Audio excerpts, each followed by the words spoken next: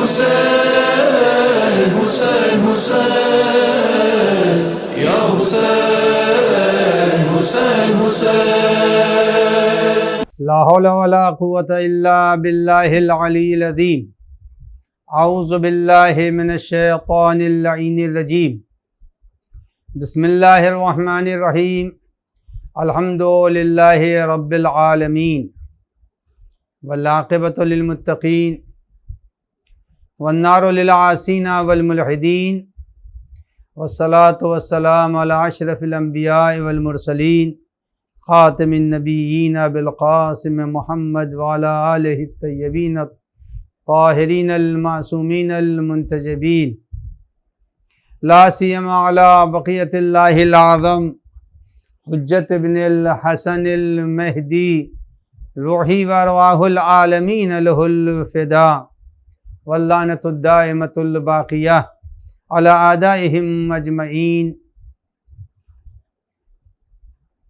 من لیلنا هذا الى قیام یوم الدین اما بعد فقد قال اللہ الحکیم فی کتابہ الکریم بسم اللہ الرحمن الرحیم ومنها خلقناکم وفیہا نعیدکم ومنها نخرجکم تارۃ اخری۔ ناظرین محترم، 1442 ہجری کے محرم کی آج 7ویں تاریخ ہے۔ آیہ کریمہ کے ذیل میں گزشتہ مجلسوں میں جن باتوں کی طرف اشارہ کر چکا ہوں وہ ہمارے ناظرین کے ذہنوں میں محفوظ ہوگی۔ آج کی تقریر کو کل کی تقریر سے مربوط کرنے کے لیے صرف چند جملوں کا سہارا لینا چاہتا ہوں۔ میں نے گزشتہ تقریر میں یہ بات کہی تھی کہ بزم پیغمبر میں جو افراد بھی پائے جا رہے ہیں وہ سارے کے سارے ایک جیسے نہیں ہیں۔ ایمان اور عقیدے کے اعتبار سے افراد کے اندر اتحاد نہیں ہے۔ افراد کے اندر تطبیق دینا کہ سب ایک صف کے ہیں، بالکل ایسا نہیں ہے۔ اس سلسلے میں نے قرآن کی آیتوں سے کچھ چیزیں آپ کی خدمت میں پیش کی تھیں جو ثبوت کے طور پر یہ وعدے کرتی ہیں کہ بزم پیغمبر میں افراد یکساں نہیں ہیں۔ کچھ کا مرتبہ بلند ہے اور کچھ کا مرتبہ پست ہے۔ کچھ اصلاً ایمان کی نعمتوں سے محروم ہیں اور نفاق ان کے دلوں میں پھل پھول رہا ہے۔ وقت کے اعتبار سے وہ آئیں گے اور ایک دن اپنے نفاق کو ظاہر کر دیں گے۔ اس سلسلے میں نے جو چند ثبوت پیش کیے تھے، آج اسی سلسلے کو بڑھاتے ہوئے میں آپ کی خدمت میں عرض کروں کہ جس وقت پیغمبر اکرم کی خدمت میں یہ بات پہنچائی گئی کہ کفار قریش آپ کی کسی بات کو تسلیم نہیں کریں گے، اور نتیجہ یہ ہوا کہ پیغمبر نے مکہ مکرمہ کے فتح کرنے کا ارادہ کیا۔ یہ بات پیغمبر نے اپنے اصحاب کے درمیان اور لشکر کو منظم کرنے اور تشکیل دینے کے لیے کہی تھی۔ اسی بیٹھے ہوئے لوگوں میں اور انہی اصحاب کے جھرمٹ میں ایک شخص تھا جس کا نام تھا حاطب ابن بلتع۔ جب اس کو یہ خبر ہوئی کہ پیغمبر اکرم لشکر کے ساتھ والد مکہ ہوں گے، اس نے ایک خاتون کو تیار کیا کرائے کے اوپر اور اس کو ایک خط دیا کہ یہ خط لے جا کر تم ہمارے عزیز و اقارب میں فلاں کو پہنچا دینا۔ خاتون کا نام تھا سارہ۔ وہ خط لے کے یہاں سے روانہ ہوئی مدینے سے مکے کے لیے۔ حاطب کی اس تحریر کی اطلاع کسی کو نہیں ہے، لیکن پروردگار عالم نے وحی کے ذریعے سے پیغمبر کو حکم دیا کہ اے میرے حبیب، آپ کے منصوبے کی خبر وہاں پہنچائی جا رہی ہے اور فلاں خاتون لے کر، فلاں عورت لے کر خط جا رہی ہے۔ پیغمبر کو وحی نے جب باخبر کیا تو اب یہ بات تو طے ہو گئی کہ پیغمبر اس واقعے اور جتنے بھی واقعات ہیں ان کی روشنی میں وقت سے پہلے بھی پیغمبر حالات کو سمجھ لیتے تھے، سن لیتے تھے، باخبر ہو جایا کرتے تھے۔ یہ ایک الگ موضوع ہے کہ پیغمبر مقام وحی میں کب آئے اور کب نہیں آئے، یہ الگ ایک موضوع ہے جس کی طرف آج اشارہ نہیں کروں گا۔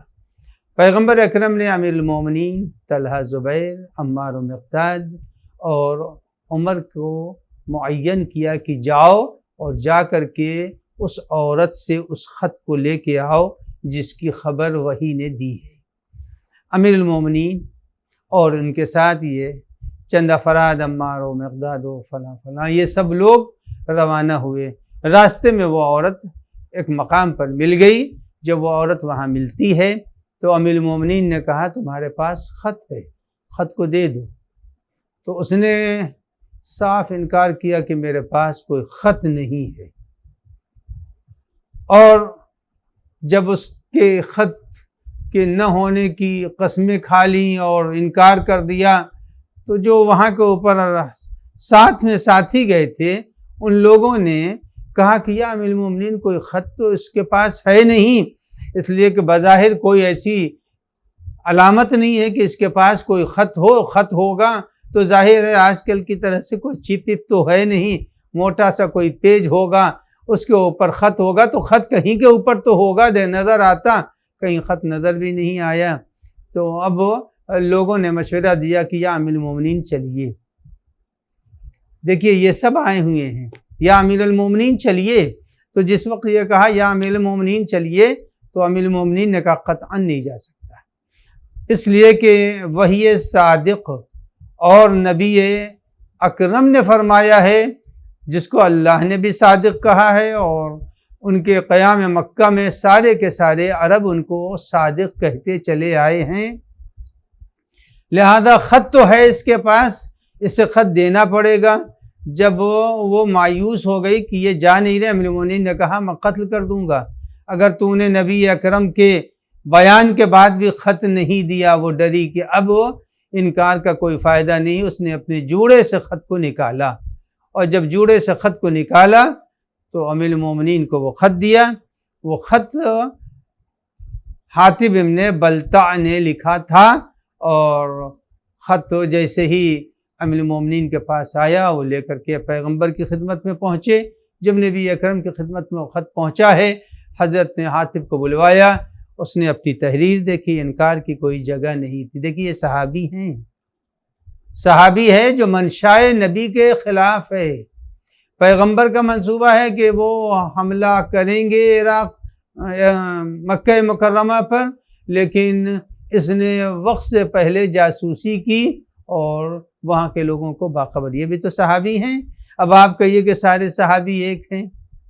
اگر اس عمل کو اللہ نے قبول کر لیا ہوتا تو ہم کہتے کہ صحابی کا عمل قابل قبول ہے۔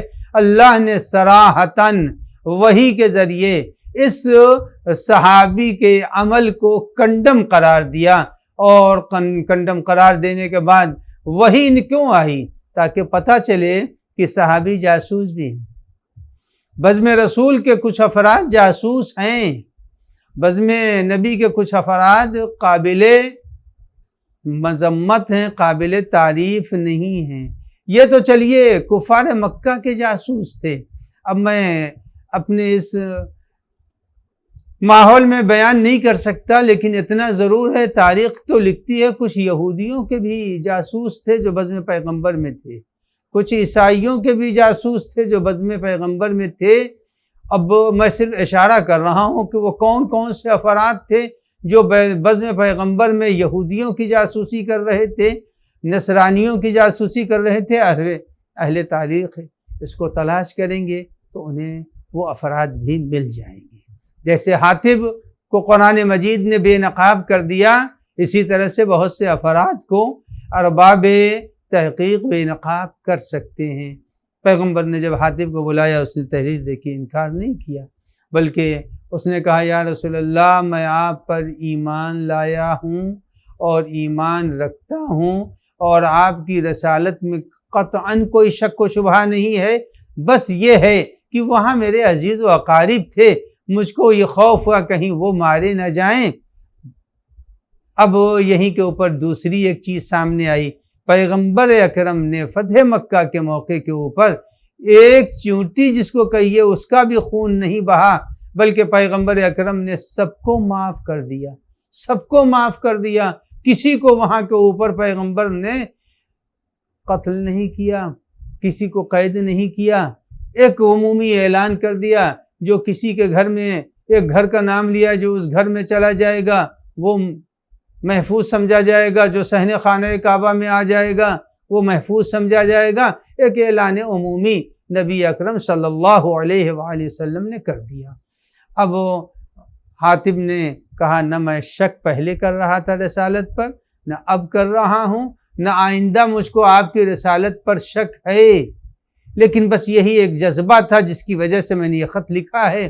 تو اب تو عزیزان گرامی یہ بات طے ہو گئی، یہ بات طے ہو گئی کہ کچھ ایسے اصحاب ہیں جو منشائے الہی کے خلاف بھی کام کر سکتے ہیں، منشائے رسول کے خلاف بھی، ما ینطق عن الہوی۔ اچھا اسی وقت چونکہ ساتھ میں گئے ہوئے تھے، طلحہ بھی تھے، زبیر بھی تھے، عمار بھی تھے، مقداد بھی تھے، عمر بھی تھے، یہ سارے افراد جب گئے ہوئے تھے تو برجستہ جب خط حاتب کے سامنے پیش کیا گیا اور انہوں نے قبول کر لیا تو عزیزان گرامی اسی وقت خلیفہ دویم عمر نے یہ بات کہی کہ یا رسول اللہ اجازت دیجئے تو میں اس منافق کی گردن اڑا دوں۔ تاریخ اس سے انکار نہیں کر سکتی کہ یہ واقعہ ہوا، قرآن کی آیت اتری، جب قرآن کی آیت بھی ہے، واقعہ تاریخ کا بھی ہے، کہنے والے کا بیان بھی محفوظ ہے، یا رسول اللہ کہیے تو میں منافق کی گردن اڑا دوں۔ مانی یہ بات بھی واضحات میں سے ہے کہ منافق بزم رسول میں قابل گردن زدنی ہے، اگر منافق ہے کوئی تو اس کا گلا کاٹ دینا چاہیے۔ یہ اور بات ہے کہ پیغمبر نے اسے معاف کر دیا، لیکن اس لائق ہے کہ اس کی گردن اڑا دی جائے۔ اب چاہے منافق بزم رسول میں، حیات رسول میں ہو یا بعد رسول ہے، اس کی بات تو طے ہے کہ منافق کو بزم رسول میں گردن اڑا دینی چاہیے۔ اب میں جو سلسلے کو آپ کے سامنے پیش کر رہا تھا اس سلسلے کی یہ کڑی ہے کہ سب کے سب ایک جیسے نہیں ہو سکتے، دنیا میں جتنے بھی ہیں ان میں تفاوت رہے گا، کوئی بہت آگے، کوئی بالکل آگے، کسی کا ایمان ایسا ہے کہ بس زبان کی حدوں سے آگے نہیں بڑھتا۔ اگر کوئی ذات ہے جو مساوات کے مرحلوں میں ہے تو وہ ذات صرف اور صرف محمد و اہل محمد علیہ السلام کی ہے، وہاں کوئی فرق نہیں ہے، سب ایک جیسے ہیں، جس کا ثبوت میں نے 6 محرم کی مجلس میں پیش کیا تھا۔ اب آئیے عزیزان گرامی، ہمیشہ زمانہ چاہے کوئی ہو، زمانے کے بدلنے سے قانون الہی نہیں بدلتا، قانون ایک رہے گا۔ آج اگر یہ دیکھنا ہے کہ کون فکر انبیاء کا حامی ہے اور کون فکر انبیاء کا حامی نہیں ہے، نوح کی ہم امت میں نہیں ہیں، ابراہیم، موسیٰ، عیسیٰ، ہم کسی کی امت میں نہیں ہیں، مگر ہم نے 1,24,000 میں 313 اور 5 بڑے رسولوں کو اپنے عقیدے کا حصہ قرار دیا ہے۔ تو جب ہم اس زمانے میں نہیں تھے، اس دور میں نہیں تھے، ہمارا ان سے کوئی رشتہ نہیں ہے، مگر اب ہمارے عقیدے کا حصہ ہے۔ جب ہم نے بچپنے میں والدین نے سکھایا اور مکاتب کے اندر ماشاءاللہ آج یہ بتایا جا رہا ہے کہ انبیاء کتنے ہیں، تو سب چھوٹے سے چھوٹا، ننھے سے ننھا بچہ بھی یہ کہتا ہے 1,24,000۔ 1,24,000 کا عقیدہ رکھنا ہے، ہم ان کے امتی نہیں ہیں۔ جب امتی نہیں ہیں تو عقیدے میں ہم نے اپنے کو کیوں شامل کر لیا؟ 1,24,000 انبیاء کو اپنے عقیدے میں کیوں لائے؟ تاکہ پتہ چلے، یہ بات سب پر واضح ہو جائے کہ ہمارا وہی عقیدہ ہے جو آدم کا تھا، ہمارا وہی عقیدہ توحید ہے جو نوح کا تھا، ہمارا وہی عقیدہ توحید ہے جو موسیٰ اور عیسیٰ اور ابراہیم علیہ السلام کا تھا۔ یعنی عقیدہ توحید یہاں سے لے کے وہاں تک ایک ہے۔ اسی لیے ہم نے کہا 1,24,000 انبیاء اللہ نے کیوں بھیجے تھے؟ اقیم الدین، اشارہ کروں گا تو معلوم یہ ہوا سارے انبیاء ایک ہدف کو لے کے آئے تھے۔ ہم نے اپنے عقیدے میں 1,24,000 انبیاء کو شامل اس لیے کیا تاکہ پتہ چلے وہ موحد تھے، توحید کا اعلان کرنے آئے تھے۔ ہم آج تک اسی توحید کو تسلیم کر رہے ہیں۔ 1,23,999 انبیاء آئے، ہمارا خاتم النبیین آیا، یہ سارے کے سارے انبیاء اللہ کے نبی تھے۔ ہمارے عقیدے کا حصہ ہے کہ انسان کو نبی کی ضرورت پڑتی ہے، بغیر نبی کے انسان کسی دور میں رہ نہیں سکتا۔ ہر زمانے میں ایک معصوم کا ہونا ضروری ہے، چاہے ہم معصوم سے کتنا فاصلہ کیوں نہ رکھتے ہوں، ہونا ضروری ہے۔ آدم پہلے نبی بنائے گئے تھے، بعد میں نبی نہیں بنائے گئے ہیں۔ خلیفہ الہی پہلے بنے ہیں، پھر بعد میں اولادیں آئی ہیں، جیسا کہ مرحوم فیض نے لکھا ہے، شیخ عباس قمی نے لکھا ہے کہ جناب آدم جب دنیا سے تشریف لے گئے تو 40,000 اولادیں تھیں ان کی، 40,000 اولادیں، پوتے پر پوتے، نواسے پر نواسے نواسے، یعنی اتنی ان کی اولاد بڑھ چکی تھی کہ 40,000 پہنچ چکے تھے۔ معلوم ہوا ان 40,000 کے اوپر اکیلا نبی تھا۔ نبی پہلے ہوتا ہے اور غیر معصوم بعد میں ہوتے ہیں، معصوم پہلے ہے، غیر معصوم بعد میں ہیں۔ تو اب عزیزان گرامی یہ بات طے ہو گئی کہ اللہ نے ہمارے عقیدے کے حصوں میں 1,24,000 انبیاء ہیں، یعنی ہم نبوت کے قائل ہیں۔ شروع سے آخر تک ہمارے عقیدے کے حصے میں نبوت ایک چیز ہے۔ عزیزان گرامی اب میں پوچھ رہا ہوں کہ جب ہمارے عقیدے کا حصہ ہے 1,24,000 نبی کا اقرار کرنا، ہمارا کوئی ان سے واسطہ نہیں ہے۔ بہت سے ایسے انبیاء جن کو ہم نے دیکھا بھی نہیں، بلکہ ہم نے تو کسی کو نہیں دیکھا، کچھ ایسے ہیں جن کے نام تک کو نہیں، مگر تم کو اقرار کرنا پڑے گا تاکہ پتہ چلے کہ زمین پر ضرورت مند تم ہو، ہدایت والے وہ ہیں۔ اب میں اس کے بعد ایک بات عرض کر دوں، یعنی زمین کو اللہ نے پہلے نبوت سے آباد کیا ہے، اور جب نبوت سے آباد کیا ہے تو پھر آخر تک ایک معصوم کو زمین پر رہنا ضروری ہے تاکہ گزشتہ عقیدے سے ہمارا سلسلہ جڑ جائے۔ اگر عقیدہ ہے 1,24,000 کا تو 1,24,000 ہم کو پھر 12 بھی ماننا پڑے گا کہ 12 معصوم اور ہیں جن کو پیغمبر نے ہادی بنایا ہے۔ اب میں یہی کے اوپر ایک بات عرض کر دوں کہ عقیدے کا ایک ہونا اس بات کی دلیل ہے کہ جو جس عقیدے کا ہے وہ انہی عقیدے والوں کے ساتھ بلایا جائے گا۔ اب میں بہت واضح سی مثال پیش کر دوں کہ آج جو لوگ امام حسین کو نہیں مانتے، امام حسین کو جو لوگ تسلیم نہیں کرتے اور ہیں کلمہ پڑھنے والے، تو اس کے معنی کیا ہوئے؟ اللہ قرآن مجید میں فرماتا ہے کہ اللہ نے قرآن میں 3-4 آیتیں ہیں، کذبت قوم نوح المرسلین، قوم نوح نے مرسلین کا انکار کیا، جھٹلایا۔ یہ بتائیے کہ زمانے نوح میں کوئی نبی مرسل تھا؟ اس زمانے میں تو کوئی نبی مرسل نہیں، پہلے نبی ہیں جو رسول بنا کے بھیجے گئے، 5 بڑے رسولوں میں سے وہ ہیں۔ مگر قرآن مجید کہتا ہے کہ قوم نوح نے مرسلین کی تکذیب کی، مرسلین تو تھے نہیں۔ کہاں ہاں مرسلین نہیں تھے، لیکن اگر بعد والے اپنے قبل والوں کے عقیدے کے حامی ہیں تو ان کو بھی کہا جائے گا کہ یہ نوح کے مخالف ہیں۔ کذبت قوم عاد المرسلین، قوم عاد نے مرسلین کی تکذیب کی، تو جب قوم عاد تکذیب کر رہی تو ایک ہود تھے، ایک صالح تھے، لیکن مرسلین تو نہیں تھے۔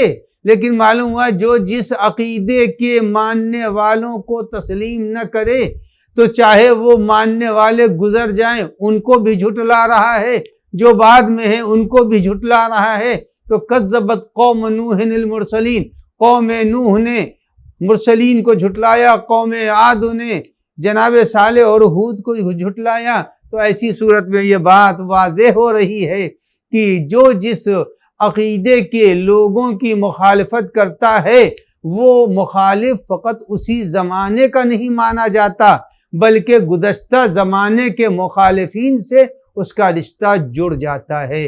تو اب عزیزو یہ یاد رکھیے، امام حسین سے جن لوگوں کو بھی بیر ہے اور یزید سے جن لوگوں کو بھی محبت ہے، جو آج بھی یزید کو اچھے ناموں سے اور اس کی رضا، اللہ کی رضایت کی دعا دیتے ہیں، یزید ملعون کے ساتھ احترامی القاب لگاتے ہیں، یہ یاد رکھیے یزید کا احترام نہیں ہو رہا ہے بلکہ حسین منی و انا من الحسین، پیغمبر کی تکذیب ہو رہی ہے۔ پیغمبر نے فرمایا حسین مجھ سے ہے، اور جب پیغمبر کی تکذیب ہو تو فقط پیغمبر کی تکذیب نہیں ہو رہی ہے بلکہ جتنے بھی مرسلین گزرے ہیں، جتنے بھی انبیاء گزرے ہیں، سب کو جھٹلایا جا رہا ہے۔ لہذا قرآن نے ایک معیار پیش کر دیا، اور معیار یہی ہے قرآن کا کہ کسی ایک زمانے کے مخالف کو، معصوم کے مخالف کو فقط اس زمانے کے معصوم کا مخالف نہیں مانا جائے گا بلکہ اس کو ہر زمانے کے معصوم کا مخالف تصور کیا جائے گا۔ اس بیان کی روشنی میں اب آئیے میں دوسرے پہلو کی طرف اشارہ کر دوں کہ دوسرا پہلو کیا ہے۔ دوسرا پہلو امیر المومنین علی بن ابی طالب علیہ السلام نہج بلاغہ میں ارشاد ہو رہا ہے کہ حضرت جنگ جمل سے واپس آئے۔ جنگ جمل سب کو معلوم ہے، جنگ جمل کی واپسی ہوئی اور جو معرکہ تیار کیا گیا تھا عصمت کے خلاف، وہ ان کی سازشیں انہی کے خلاف ہو گئیں، اور قرنا فی بیوتکن ولا تبرجن تبرج الجاہلیہ کا بھرپور تماچا پڑ گیا۔ اب اس کے بعد جب لشکر امیر المومنین پلٹا ہے اور ایک جگہ ٹھہر گیا، جب ٹھہرا ہے لشکر امیر المومنین علی ابن ابی طالب علیہ السلام، تو وہاں پہنچنے کے بعد لشکر کی کامیابی پر خوش ہوتے ہوئے ایک صحابی نے کہا، اے کاش ہمارا، خطبہ ہے یہ حضرت کا، اے کاش ہمارا کوئی وہ ساتھی جو آپ کے ساتھ تمنا رکھتا تھا کہ کبھی جہاد میں شریک ہو، کاش وہ آج ہوتا تو کتنا خوش ہوتا۔ اس لیے کہ امیر المومنین نے پہلی جنگ لڑی ہے اس پورے 25 سال کے عرصے میں، کوئی جنگ امیر المومنین نے نہیں کی۔ پیغمبر کے حیات میں جتنی جنگیں لڑی ہیں بس وہی ہیں، اس کے بعد کوئی جنگ امیر المومنین نے سن 28 رجب 28 صفر سن 11 ہجری کے بعد کوئی جنگ امیر المومنین نے، وہ رحلت کی آخری تاریخ ہے، رحلت کے بعد امیر المومنین گوشہ نشین ہو گئے، اور ایک ہی جملہ لا ارتدی حتی اجمعہ، امیر المومنین نے قرآن کے اوپر، قرآن کو حیات دینے کے لیے گوشہ نشینی اختیار کر لی، اور ان کے حق کو لوگوں نے غصب کر لیا۔ تو امیر المومنین نے یہ سوچ لیا کہ اگر میں اس وقت حصہ لیتا ہوں اپنا اور اپنے حق کو چھینتا ہوں تو لوگ مجھے بعد میں کچھ کہیں گے، سب سے پہلا نقصان یہ ہوگا کہ اسلام مٹ جائے گا۔ لہٰذا امیر المومنین نے اپنا حق چھوڑ دیا۔ پھر جنگ جمل پہلی جنگ ہوئی، اور اس جنگ میں امیر المومنین جب فاتح بن کے پلٹے تو صحابی نے کہا، کاش میرا وہ ساتھی ہوتا تو آج خوش ہوتا۔ امیر المومنین نے فرمایا، اہوا اخیک معنا، کیا تمہارے بھائی کو یہ تمنا تھی کہ وہ ہمارے ساتھ ہوتا؟ تو کہا ہاں مولا، ہمارے اس بھائی کو تمنا تھی کہ وہ کبھی آپ کے ساتھ ہوتا۔ تو امام نے فرمایا کہ اگر اس کو تمنا تھی تو وہ ہمارے اس وقت کے جہاد میں شامل ہے۔ اور اس کے بعد کہا کہ وہی نہیں، سیرعف بہ الزمان، یہ یاد رکھنا وہ بھی ہمارے ناصروں میں شمار کیا جائے گا۔ سیرعف بہ الزمان، جس کو زمانہ بعد میں پیدا کرے گا۔ یعنی اگر کسی کا نظریہ امیر المومنین سے ٹکرا رہا ہے تو اس کے معنی یہ ہے کہ چاہے وہ زمانہ پیغمبر میں ہو، وہ امیر المومنین کا فقط دشمن نہیں ہے، پیغمبر کا بھی دشمن ہے، 1,24,000 انبیاء کا مخالف ہے۔ اور اگر کوئی شخص پیدا نہیں ہوا، سیرعف بہ الزمان، پیدا نہیں ہوا ہے، تو بھی وہ ناصران امیر المومنین میں سیرعف بہ الزمان۔ تو معلوم یہ ہوا کہ عقیدے کی ہم آہنگی اور عقیدے کا ایک ہونا یہ اس بات کی دلیل ہے کہ کون کس کی طرف ہے، کون کس کی طرف ہے۔ اب میں آپ کی خدمت میں ایک بات اور عرض کر دوں۔ امام جعفر صادق علیہ السلام کا زمانہ ہے، کربلا کو صدی گزر چکی ہے۔ سن 95 ہجری میں امام زین العابدین علیہ السلام کی شہادت ہوتی ہے، اور سن 114 میں امام محمد باقر علیہ السلام کی شہادت ہوتی ہے۔ زمانہ اب آتا ہے امام محمد باقر علیہ السلام کا۔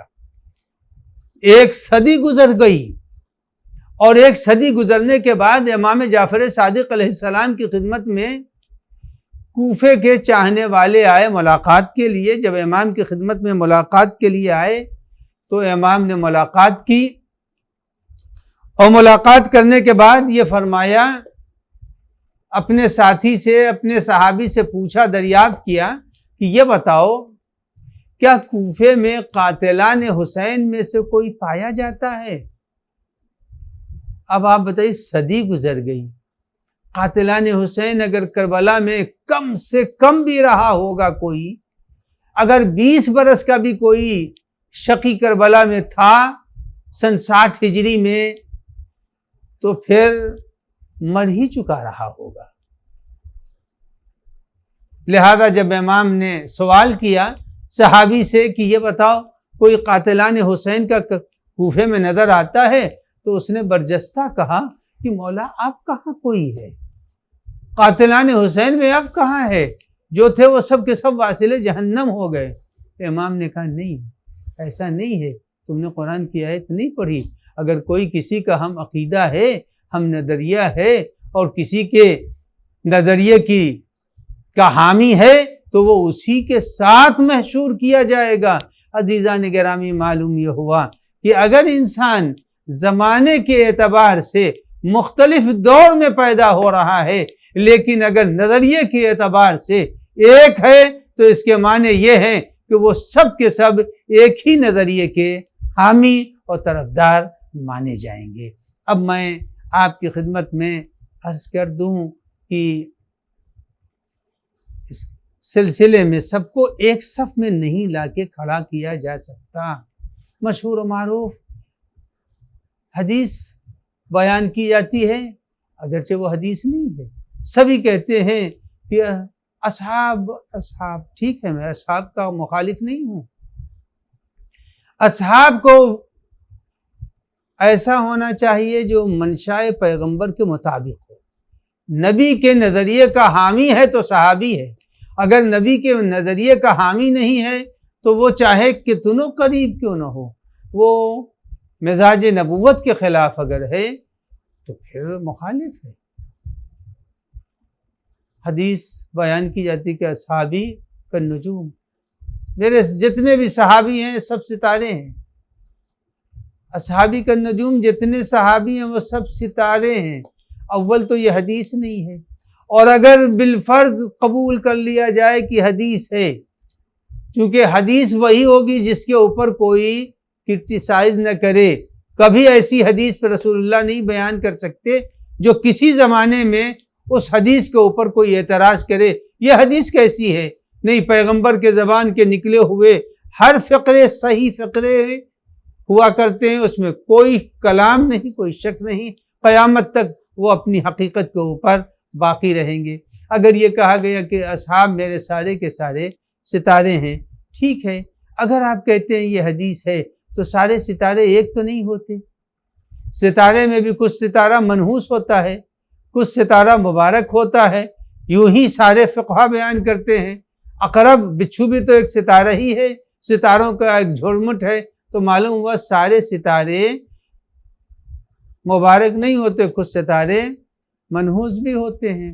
جب ستارے منحوس ہیں تو اگر یہی حدیث ہے، کچھ ستارے وہ ہوتے ہیں جو تھوڑی دیر رہتے ہیں ڈوب جاتے ہیں، کچھ ستارے وہ ہیں جو کہ رات کے اندھیروں میں نظر بھی نہیں آتے۔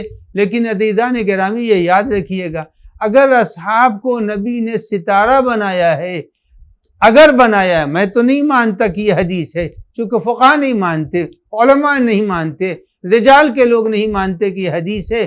اگر آپ اس حدیث کی اہمیت کے قائل ہو گئے ہیں جھوٹے راویوں کی بنیاد کے اوپر، تو یہ بھی تو رسول اللہ نے کہا ہے وَالشَّمْسِ وَضُحَاهَا، سورج اور چاند، جب سورج بھی نکلتا ہے تو ستارے نظر نہیں آتے، جب چاند نکلتا ہے تو ستارے نظر نہیں آتے۔ جب معصوم موجود ہے تو غیر معصوم کی روشنی ہمارے لیے کافی نہیں ہے۔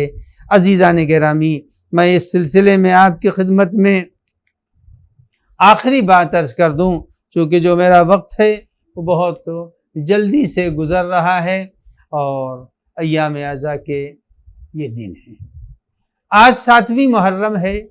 7ویں محرم کے معنی یہ ہوئے کہ کربلا میں امام حسین علیہ السلام پر بندش آب یعنی پانی بند کر دیا گیا۔ امام حسین پر پانی بند کر دیا گیا، وہ امام حسین کے خیمے میں پانی نہیں ہے، خیمے امام حسین میں پانی نہیں ہے، اور امام حسین کی چھاگلوں میں صرف تری رہ گئی ہے، اور اس تری کے اوپر کبھی سکینہ رخسار رکھتی ہیں تو کبھی رباب اپنے ننھے سے علی اصغر کو وہاں لٹا دیتی ہے۔ 7ویں تاریخ بعض جگہوں کے اوپر حضرت علی اکبر سے منسوب ہے، کچھ جگہوں کے اوپر حضرت عباس سے منسوب ہے۔ میں بہرحال 10 دنوں میں سب کے مسائل پڑھنے کو دل چاہے بھی تو نہیں پڑھا جا سکتا ہے۔ آئیے میں آپ کی خدمت میں آج اس نوجوان کا ذکر کروں جسے امام حسین علیہ السلام نے بڑی شفقتوں سے پالا تھا، جس کو لیلا نے بڑی محبتوں سے پروان چڑھایا تھا، جس کو زینب کبریٰ نے دعاؤں کے سائے میں جوان کیا تھا، اس کا نام ہے علی ابن الحسین، جناب علی اکبر۔ جناب علی اکبر واقعہ کربلا میں 18 سال کہے جاتے ہیں، 18 سال کا جوان، اور ایسا جوان جس کو ہر اعتبار سے رسول اللہ کی تصویر کہا جاتا ہے۔ امام حسین نے حضرت علی اکبر سے 2 کام لیے، ایک کربلا میں علی اکبر کے نام زمین کا قبالہ کیا، اور دوسرے جو صبح عاشور ہوئی تھی تو امام حسین نے علی اکبر سے اذان دلوائی تھی۔ اس کی شاید وجہ یہ رہی ہو، تاریخوں میں تو نہیں ملتا کہ وجہ کیا تھی، خود سید الشہداء بھی اذان دے سکتے تھے، عباس علمدار بھی اذان دے سکتے تھے، حبیب و زہیر و دوسرے اصحاب بھی امام کے دے سکتے تھے، لیکن کسی نے بھی اذان نہیں دی. اذان دی تو جناب علی اکبر نے دی، اس لیے کہ واقعہ کربلا میں ابھی وہ لوگ آئے ہوئے تھے، شریک تھے، جنہوں نے رسول اللہ کی گود میں امام حسین کو دیکھا تھا، جنہوں نے پیغمبر کو آنکھوں سے دیکھا تھا، ان کے لہجے کو سنا تھا، ان کے چہروں کے گواہ تھے. امام حسین صبح عاشور حضرت علی اکبر سے کہتے ہیں بیٹا اذان تم دو. کیوں اذان تم دو؟ تاکہ تمہاری آواز میں رسول اللہ کی آواز، تمہارے لہجے میں پیغمبر کا لہجہ، تمہارے انداز میں پیغمبر کا انداز چھپا ہوا ہے. اے بیٹا جب تم اذان دو گے تو لوگوں کو پیغمبر کی اذان بھی یاد آئے گی، پیغمبر کا لہجہ بھی یاد آئے گا، پیغمبر کا انداز بھی یاد آ جائے گا. تمہاری شکل نبوت سے ملتی ہے، تمہارا سراپا ہمارے جد سے ملتا ہے. اے بیٹا تم جب سامنے آؤ گے تو سب تمہیں دیکھ کے اس زمانے کو یاد کریں گے اور شاید ان کے دلوں میں پھر سے اسلام اور انسانیت جگ جائے. لیکن عزیزان گرامی، حضرت علی اکبر نے اذان صبح دی. اذان صبح علی اکبر نے دی، اور جب اذان صبح حضرت علی اکبر نے دے دی تو علی اکبر کی اذان کے بعد کوئی صفے یزید سے ادھر تو نہیں آیا، لیکن اتنا ملتا ہے کہ بعد از اذان اور امام کی نماز کے بعد 50,000 تیروں کا مہ برسا اور خیمے اور سید الشہداء کے لشکر کی طرف آیا. ہزاروں تیر آئے اور مرنے والے امام کے لشکر کی ایک بڑی تعداد صبح عاشور شہید ہو گئی. جب صبح عاشور اور بڑی تعداد شہید ہو گئی، آغاز جنگ ہو گیا. امام حسین ایک ایک اپنے چاہنے والوں کو رخصت کر رہے ہیں. وہ وقت بھی آیا کہ جناب علی اکبر امام حسین سے رخصت کے لیے آئے. رخصت امام نے کیا، مگر کہا بیٹا مڑ مڑ کے مجھے دیکھتے جانا. کیوں کہا؟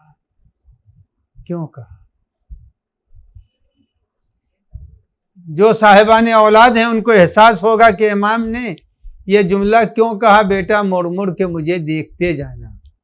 اس لیے کہ کہہ چکے تھے اللہم اشہد علی ہؤلاء القوم قد برز الیہم غلام. اے پالنے والے، میں آج اپنے اس نونہال کو بھیج رہا ہوں اشبہ الناس خلقا و خلقا و منطقا برسولک، جو تیرے رسول سے شباہت رکھتا ہے، لہذا میں اسے بھیج رہا ہوں. عزیزان گرامی، علی اکبر امام سے چھوٹ رہے تھے، لہذا جس وقت گئے ہیں تو امام کے اوپر جو کیفیت طاری ہوئی وہ بیان کے باہر ہے. آئیے میں آگے آپ کو ذہنوں کو لے جاؤں. امام خیمے میں جنازہ لا کے رکھ چکے ہیں.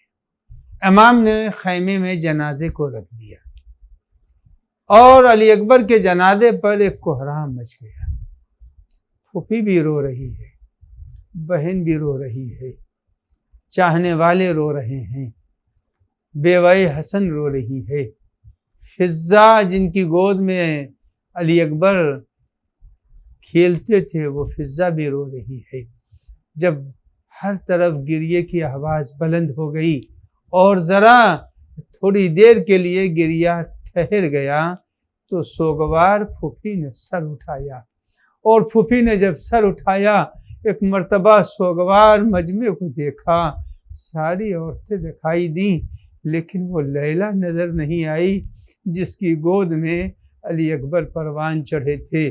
وہ ماں نظر نہیں آئی جس نے آرزوؤں اور تمناؤں سے جوان کیا تھا. جس وقت جناب لیلا دکھائی نہیں دی، زینب کبریٰ اٹھی اور گئی خیمہ لیلا میں. صاحب مرقات لکھتے ہیں جب خیمہ لیلا میں پہنچی ہے جناب زینب کبریٰ، کیا دیکھا کہ خیمے میں لیلا گردش کر رہی ہیں، بار بار خیمے میں گردش کر رہی ہیں. پہنچی اور پہنچنے کے بعد کہا اے بہن لیلا، ارے علی اکبر کی لاش آئی ہے اور تم خیمے سے نہیں آئی. تو ماں نے کیا جواب دیا؟ کہا اے بہن بہت دیر سے میں خیمے کا در ڈھونڈ رہی ہوں مگر مجھے خیمے کا در نظر نہیں آتا۔ علی اکبر کی موت نے ماں کی روشنی لے لی اور باپ کو کہنے پر مجبور کیا یا بنیا علی الدنیا بعدک لفا، اے میرے لال تمہارے بعد زندگی دنیا کا مزہ جاتا رہا۔ علی اکبر دنیا سے نہیں گئے، امام کی آس ٹوٹی، لیلا کی بینائی گئی، زینب نے مرثیہ پڑھا، ہائے میرا کڑیل جوان، میں نے 18 برس اسی لیے پالا تھا، سیعلم الذین ظلموا ای منقلب ینقلبون، لعنت اللہ علی القوم الظالمین۔ الہی بحق عظمتک و جلالک و کبریائک یا اللہ، قلب امام کو راضی و خوشنود فرما، تعمیر بقی کے اسباب عنایت فرما، دشمنان اسلام کو ذلیل و رسوا فرما۔ یا اللہ بحق محمد و آل محمد خدمت گزاران اعزا کو عزت و افتخار عنایت فرما، پالنے والے یہ علی ٹی وی کو ہر طرح کی سہولتیں نصیب فرما، انکا علی کل شیء قدیر۔ اللہم صلی علی محمد و آل محمد۔